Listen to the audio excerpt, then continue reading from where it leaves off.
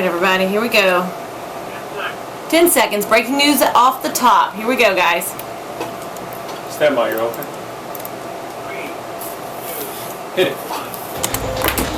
Lawrence Mike and Keeler. Breaking news here at noon. Baton Rouge Police Chief Carl Dabadie clears out his office, announcing his sudden retirement, and now the mayor is announcing who will be the interim chief. Thanks for being with us today. I'm Laura Westbrook. The chief has been in the hot seat since the new mayor, Sharon Weston-Broom, was sworn in back in January. She vowed to bring new leadership to the police department. Our lead investigative reporter, Kieran Chawla, joining us now with more details of this move and that news of the interim announcement just coming in moments ago, Kieran. Just coming in, Lauren, and that's for the police chief. He actually gave that department 32 years. Now, we're learning that this retirement from the chief has been in the works for a while now. Sources tell me that the chief met with the mayor 2 weeks ago to tell her he would retire effective today. Last Thursday, he turned in all his paperwork, and Friday was his last day to work. We're told he cleaned out his office over the weekend, and then this morning he met with and informed upper rankings at the department.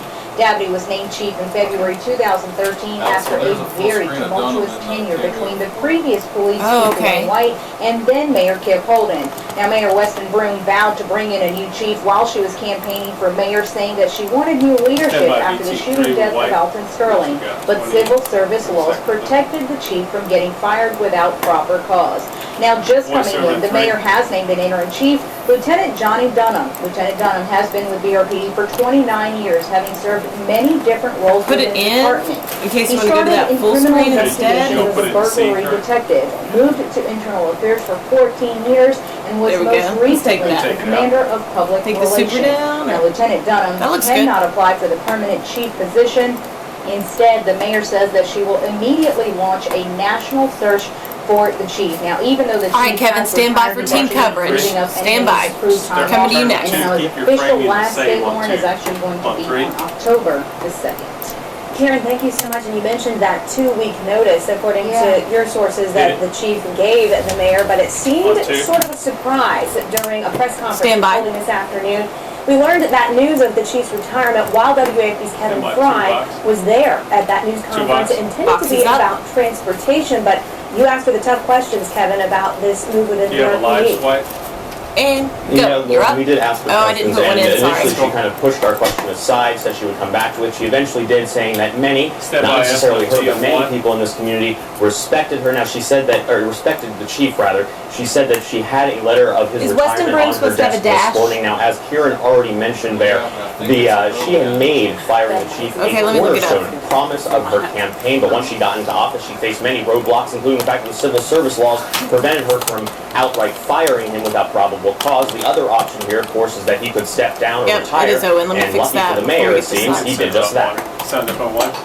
Chief Dabadie is an honorable man, and I will continue to say that. He has served our city and our parish as the police chief, and many people appreciate certainly his contribution to law enforcement. I think that she had made political promises before she really knew the man, knew the person. I think once she knew the person, she realized that he was a very good police chief, that he was working in the best interests of Baton Rouge. Go. Thank you. Now, the mayor was also asked during this press conference what exactly she would be looking for in a new chief. She did not have any specifics, said that she would be releasing those later, and again, the interim here cannot, or says he will not. Did you look over the Addis Mayor Pro Tem? In addition to all of this drama surrounding the police chief, there was also some other news today. The mayor formally announcing her bid for a way to boost funding for transportation and traffic needs here in East Baton Rouge. She says she wants the council to put a 5 mils tax on the ballot. I did add another breaking news swipe before we get to that A12, so after the ad push. It's not Greenlight 2.0, but it's something different. You have to remember that Greenlight 2.0 proposal was on the ballot last fall, and voters rejected that with a vote of 53% against. So we'll be tracking the action on that and see if the Metro Council indeed decides to put that on the ballot. But that's the latest from here at City Hall. I'm Kevin Fry, WAFB 9 News. Lauren? Very busy morning over at City Hall. Kevin, thank you. Thanks, Kevin. You are clear. Breaking news alert as soon as we learned the chief was retiring, as we do with all breaking information. So make sure you download the free 9 News app to get those alerts. More breaking news right now. We've learned the Addis Mayor Pro Tem has been arrested. Russell Parrish was arrested in Iberville on the charge of hit and run. We're going to learn more about this arrest. Those details just coming into the news. Right. So again, coming to you next, Johnny. Stand by. 9 News app for the updates. It also gets you traffic information to have that in the palm of your hand, and you'll want to know about what's going on Interstate 12. It's been somewhat of a mess all day, so let's check in with Johnny Asian for more information. Started early this morning. We gave you a first alert of this. Pull out from Baton Rouge, take you down I-12, and here's the area right past Livingston that's affected by an overturned 18-wheeler. It's an overturned produce truck is what we understand. I'll paint in where the wreck is. It's going to be on I-12 eastbound right past Livingston, or the Livingston Cross exit. And we'll pull out a little bit and show you those backups this morning. It started out as being only a mile and a half. We'll put our tracker on that and show you that right now that backup is 1 minute. you get down to 9 miles per hour on that stretch of the interstate right there. And it's about a 4.5 mile backup from where the back end of that starts. It's going toward Hammond, by the way. So what folks are doing is they're taking the Satsuma exit, they're also taking the Livingston Cross exit,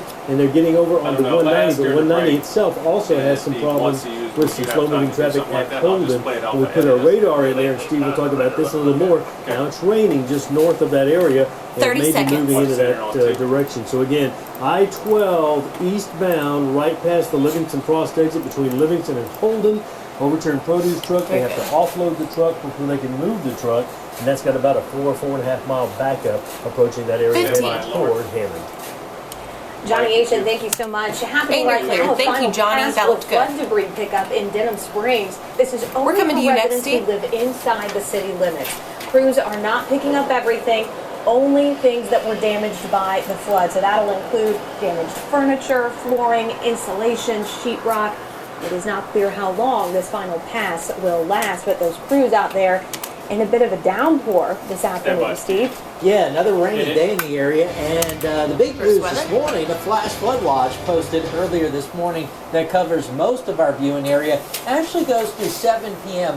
tomorrow, but I think the main heavy rain threat is today, and I also think this is going to be a very localized threat. I'm pretty encouraged by radar trends so far this morning. I don't think we're going to see widespread flooding, maybe in a few spots, but I'm encouraged from most of us that this shouldn't be too bad. Let's bring in the city of Baton Rouge right now. We've had some heavy rain arrive here in downtown the last 15 to 20 minutes. Some of that's starting to shift just east of downtown, headed out towards the airline. It's a very wet drive right now. Mount Louisiana getting in on the rain, heavy rain around LSU, and then brutally down to Addis, about to cross the river in the southern parts of East Baton Rouge. We've got some heavy rain. And then this is what Johnny was just showing you, just north of 190 in Livingston, very heavy rainfall. Some of that may move in to near where we have that overturned 18-wheeler. I'm going to let him go a little longer if he needs to because of this. Storms now shifting east of A.B. Heavy rain near Norwood, moving east just north of Clinton. And then finally we've got some rain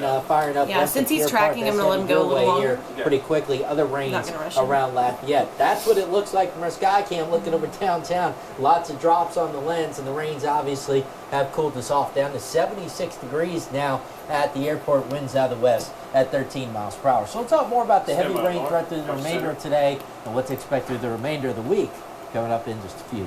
Okay, Steve, thanks. Authorities